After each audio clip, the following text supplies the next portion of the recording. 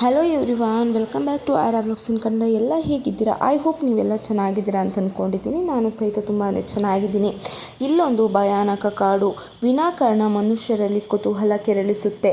ಅದರ ಬಗ್ಗೆನೂ ಯೋಚಿಸುವಂತೆ ಮಾಡುತ್ತೆ. ಅಲ್ಲಿಗೆ ಹೋಗೋಣ ಅಂತ ಇನ್ನಿಲ್ಲದಂತೆ ಅನಿಸುತ್ತೆ. ಹೋಗದೇ ಇರಲಾಗುವುದಿಲ್ಲ. ಆದರೆ ಇಲ್ಲಿವರೆಗೂ ಅಲ್ಲಿಗೆ ಹೋದವರು ವಾಪಸ್ ಬಂದಿಲ್ಲ. ಹೊರಗಿನವರು ಆತ್ಮಹತ್ಯೆ ಅಂತಾರೆ, ಆದರೆ ಅಲ್ಲಿ ಅಸಲಿಗೆ ನಡೆಯೋದೇ ಬೇರೆ. ಈ ಭಯಾನಕ ಕಾಡಿನ ಹೆಸರು ಒಕಿಗಹಾರ. ಜಪಾನ್ನ ಪ್ರಸಿದ್ಧ ಜ್ವಾಲಾಮುಖಿ ಮೌಂಟ್ ಫೂಜಿಯ ತಪ್ಪಲಿನಲ್ಲಿದೆ. ಜನರು ಹೆಚ್ಚಾಗಿ ಇಲ್ಲಿಗೆ ಬಂದು ಆತ್ಮಹತ್ಯೆ ಮಾಡಿಕೊಳ್ತಾರೆ. ಹಾಗಾಗಿ ಇದನ್ನು ಆತ್ಮಹತ್ಯೆಯ ಅರಣ್ಯ ಎಂದು ಹೆಸರಿಸಲಾಗಿದೆ. ಈ ಕಾಡಿನಲ್ಲಿ 500ಕ್ಕೂ ಹೆಚ್ಚು ಜನರು ಆತ್ಮಹತ್ಯೆ ಮಾಡಿಕೊಂಡಿದ್ದಾರೆ. ಅಲ್ಲಿನ ದೆವ್ವಗಳ ಕಥೆಗಳಿಗೆ ಸಾಕಷ್ಟು ಕುಖ್ಯಾತಿ ಪಡೆದಿದೆ. ಅರಣ್ಯವು ಸ್ವಲ್ಪ ದಟ್ಟವಾದಾಗ ಭಯಾನಕವಾಗಿ ಕಾಣಲು ಪ್ರಾರಂಭಿಸುತ್ತದೆ. ಕೆಲವು ಕಾಡುಗಳು ನಿಜವಾಗಿಯೂ ಭಯಾನಕವಾಗಿವೆ.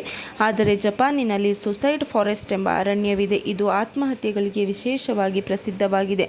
ಆದರೆ ಈ ದಟ್ಟವಾದ ಕಾಡು ನಿಜವಾಗಿಯೂ ತುಂಬ ಅಪಾಯಕಾರಿ ಎಂದು ಕೆಲವೇ ಜನರಿಗೆ ತಿಳಿದಿದೆ ಮತ್ತು ಇಲ್ಲಿ ಕಳೆದು ಹೋಗುವ ಜನರು ಎಂದಿಗೂ ಪತ್ತೆಯಾಗಿಲ್ಲ.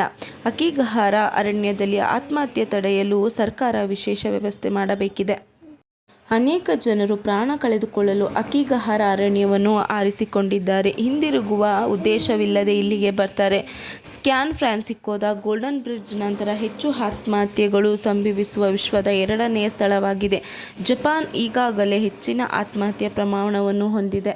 ಹಿಂದಿನ ವರ್ಷಗಳಲ್ಲಿ ಅಕಿಗಹಾರವನ್ನು ಯುರೇಯಿ ಅಥವಾ ಕೋಪ ಮತ್ತು ಪ್ರತೀಕಾರದಿಂದ ತುಂಬಿದ ಪೌರಾಣಿಕ ಜಪಾನಿ ಪ್ರೇತಗಳು ಕಾಡುತ್ತವೆ ಎಂದು ನಂಬಲಾಗಿತ್ತು. ಇದರ ಭಯಾನಕ ಇತಿಹಾಸವು 2016ರ ಭಯಾನಕ ಚಲನಚಿತ್ರ ದಿ ಫಾರೆಸ್ಟ್ಗೆ ಅರಣ್ಯವನ್ನು ಸೂಕ್ತ ಸ್ಥಳವನ್ನಾಗಿ ಮಾಡಿತು.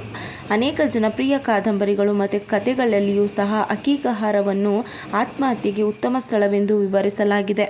ಈ ಕಾಡಿಗೆ ಹೋಗಿ ಆತ್ಮಹತ್ಯೆ ಮಾಡಿಕೊಳ್ಳುವುದನ್ನು ತಡೆಯಲು ಜಪಾನ್ ಸರ್ಕಾರ ವಿಶೇಷ ವ್ಯವಸ್ಥೆ ಮಾಡಿದೆ. ಈ ಕ್ರಮಗಳಲ್ಲಿ ಅಕಿಗಹಾರ ಪ್ರವೇಶ ದ್ವಾರದಲ್ಲಿ ಭದ್ರತೆ ಕ್ಯಾಮೆರಾಗಳನ್ನು ಅಳವಡಿಸುವುದು ಮತ್ತು ಗಸ್ತು ಹೆಚ್ಚಿಸುವುದು ಸೇರಿದೆ. ಆತ್ಮಹತ್ಯೆ ತಡೆ ಸಲಹೆಗಾರರು ಮತ್ತು ಪೊಲೀಸರು ಕಾಡಿನ ಉದ್ದಕ್ಕೂ ಇರುವ ಹಾದಿಗಳಲ್ಲಿ ನಿಮ್ಮ ಕುಟುಂಬದ ಬಗ್ಗೆ ಎಚ್ಚರಿಕೆಯಿಂದ ಯೋಚಿಸಿ ಎಂಬ ಸಂದೇಶಗಳೊಂದಿಗೆ ಫಲಕಗಳನ್ನು ಪೋಸ್ಟ್ ಮಾಡಿದ್ದಾರೆ. ಮತ್ತೊಂದು ಫಲಕದಲ್ಲಿ ನಿಮ್ಮ ಜೀವನವು ನಿಮ್ಮ ಹೆತ್ತವರಿಂದ ಅಮೂಲ್ಯವಾದ ಕೊಡುಗೆಯಾಗಿದೆ ಎಂದು ಬರೆಯಲಾಗಿದೆ.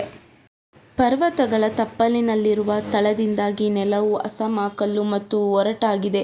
ಮರಗಳು ತುಂಬ ದಟ್ಟವಾಗಿದ್ದು ಗಾಳಿಯು ಅವುಗಳ ಮೂಲಕ ಹಾದು ಹೋಗುವುದಿಲ್ಲ ಮತ್ತು ವನ್ಯಜೀವಿಗಳು ವಿರಳವಾಗಿರುತ್ತದೆ. ಅನೇಕ ಸ್ಥಳಗಳಲ್ಲಿ ಫೋನ್ಗಳು ಕಾರ್ಯನಿರ್ವಹಿಸದ ಕಾಡಿನಲ್ಲಿ ಕಳೆದು ಹೋಗುವುದು ಸುಲಭ. ಇಲ್ಲಿ ದಿಕ್ಸೂಚಿ ಕೆಲಸ ಮಾಡುವುದಿಲ್ಲ ಎಂದು ಹಲವರು ಹೇಳಿದರು. ಅಕಿಗಹಾರ ಅರಣ್ಯವು ಬಹಳ ಕುಖ್ಯಾತವಾಗಿದ್ದರೂ ಅದರ ಸೌಂದರ್ಯವನ್ನು ಆನಂದಿಸಲು ಜನರು ಇಲ್ಲಿಗೆ ಬರುತ್ತಾರೆ. ಮೌಂಟ್ ಫೂಜಿಯ ಸುಂದರ ನೋಟಗಳನ್ನು ನೋಡಲು ಮತ್ತು ವಿಶಿಷ್ಟವಾದ ಲಾವಾ ಪ್ರಸ್ಥಭೂಮಿಗಳು, 300 ವರ್ಷ ಹಳೆಯ ಮರಗಳು ಮತ್ತು ಆಕರ್ಷಕ ನರುಸಾವ ಐಸ್ ಗುಹೆಗಳನ್ನು ನೋಡಲು ಅನೇಕ ಪ್ರವಾಸಿಗರು ಇಲ್ಲಿ ಬರುತ್ತಾರೆ. ಇಲ್ಲಿ ಯಾರಾದರೂ ಕಳೆದು ಹೋದರೆ ಅವರನ್ನು ಹುಡುಕುವುದು ತುಂಬ ಕಷ್ಟ. ಇಲ್ಲಿ ನಾಪತ್ತೆಯಾಗಿರುವ ಅನೇಕರು ಇಂದಿಗೂ ಪತ್ತೆಯಾಗಿಲ್ಲ. ಅರಣ್ಯವು ತುಂಬ ದೊಡ್ಡದಾಗಿದೆ ಮತ್ತು ದಟ್ಟವಾಗಿದೆ. ಹುಡುಕಾಟ ಮತ್ತು ರಕ್ಷಣಾ ತಂಡಗಳಿಗೆ ಅದರ ಪ್ರತಿಯೊಂದು ಭಾಗವನ್ನು ಆವರಿಸುವುದು ಕಷ್ಟವಾಗಿದೆ. ಪೊದೆಗಳಲ್ಲಿ ಉಳಿದಿರುವ ವೈಯಕ್ತಿಕ ವಸ್ತುಗಳಿಂದ ಹಿಡಿದು ಮಾನವ ಮೂಳೆಗಳವರೆಗೂ ಆತ್ಮಹತ್ಯೆ ಕಾಡುಗಳ ಗೊಂದಲದ ಚಿತ್ರಗಳಲ್ಲಿ ಇಂಟರ್ನೆಟ್ ತುಂಬಿದೆ.